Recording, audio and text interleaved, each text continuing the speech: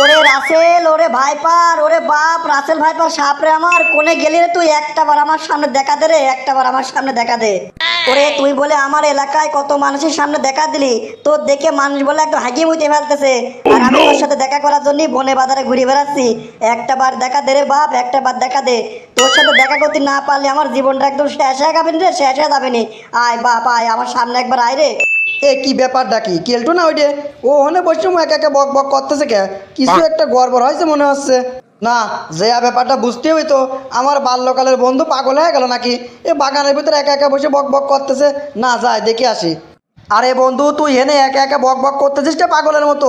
তোর কি কোনো সমস্যা আছে নাকি রে? নাকি নেশা ভাঙ করে এনে আছে একা একা পাগলের মতো বক বক করতেছিস? এই লোকজন তো তোর দেখলি পাগল কবিনি। আমি দেখে মনে করলাম তোর মাথায় মনে হয় সমস্যা আছে, তাই তো ছুটিয়ে চলে আসলাম। এ বন্ধু, কি হয়েছে রে? আরে বন্ধু, পাগল হই নাই রে, পাগল হতে বাকিও নাই। মনে হচ্ছে এবার আমি পাগল হয়ে যাবো নে। এ কি যে এক সাপ আসলে, রাসেল ভাইপার সাপ। এই রাসেল ভাইপার সাপের জন্য আমার বিয়ে কেন মনে হচ্ছে এবার হবে না নে। আরে কতদিন ধরে প্রেম করলাম, এবার বিয়ে করলাম মনে করছি, কিন্তু আমার বিয়ে কেন হতে দিচ্ছে না এই রাসেল ভাইপার সাপ। কোষ কিরে বন্ধু, রাসেল ভাইপার সাপ ঢোকেছে নাকি ওই মিয়ারে বাড়িতে? আর এই সাংঘাতিক ব্যাপার, এই সাপ বলে বিশাল সিরিয়াস, লাভ দিছে বলে কামড় মারে। এই কবে ওটা ঘটনা ঘটেছে? ঘটনা কবে ঘটলে? এই ওরে বাড়ি সত্যি সত্যি সাপ ঢোকেছে? ওরে দাঁড়া রে বন্ধু, দাঁড়া, তুই শান্ত হ রে, তুই শান্ত হ। তুই একা একা যদি এত বক বক করিস তাহলে আমি আমার আসল ঘটনা কব কেমন তোর কাছে? আরে বন্ধু, সাপ ঢুকি নাই রে, সাপ ঢুকি নাই।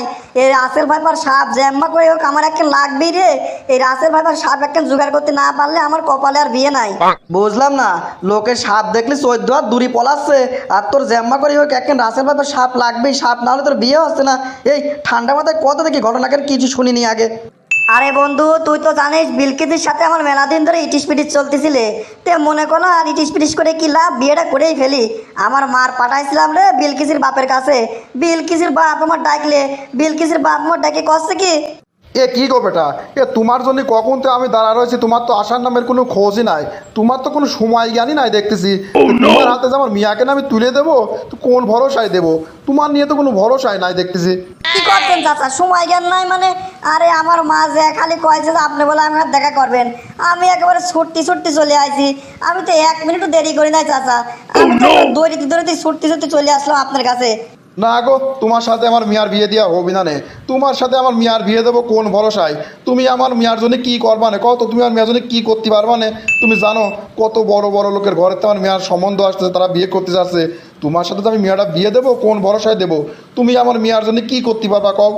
আরে চাচা, এটা আপনি কি করছেন? আপনি তো জানেন যে ছোটোবেলাতে আমি আপনার মেয়ার পছন্দ করি, আর আপনি এখন এসে এইসব কথা বলে হয় নাকি? আপনি খালি মুখ ফুটে একটাবার কোন কি করা লাগবে কোন। আপনি যা করতে কবেন আমি তাই করব। তারপরও বিলকিসের আমার লাগবেই চাচা, বিলকিসের আমার লাগবেই। যাই, সুযোগ একখান পাইছি। রাসেল ভাইপার সাপ বলে মেলা টাকায় বিক্রি হচ্ছে, একখান আনতে কই। আরে কেলটু, তোমার সাথে যে আমার মেয়ার বিয়ে দেবো, তুমি যে এরকম সাওয়াল, তোমার দ্বারা তো কোনো কিছুই সম্ভব না।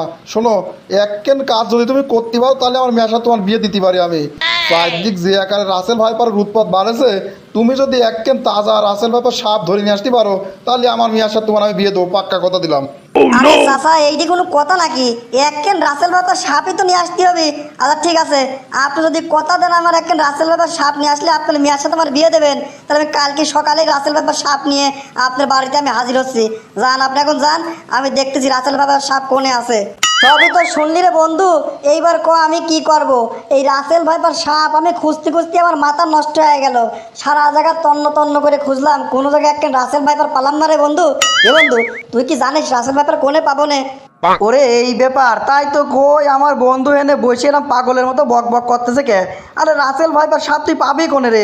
আরে আমার এলাকায় কেউ তো এই পর্যন্ত দেখেই নাই, সবাই না দেখে আন্দাজে খালি রাসেল ভাইপার করতেছে। শোন, তোর আমি একখান বুদ্ধি দিচ্ছি, সেই বুদ্ধি মতো কাম কর, তাহলে কাম হবে নি। আরে আমার দেশের ঐতিহ্য ভাই একখান সাপ আছে না, আরে যে ঢুরা সাপ, তুই একখান ঢুরা সাপ জোগাড় কর।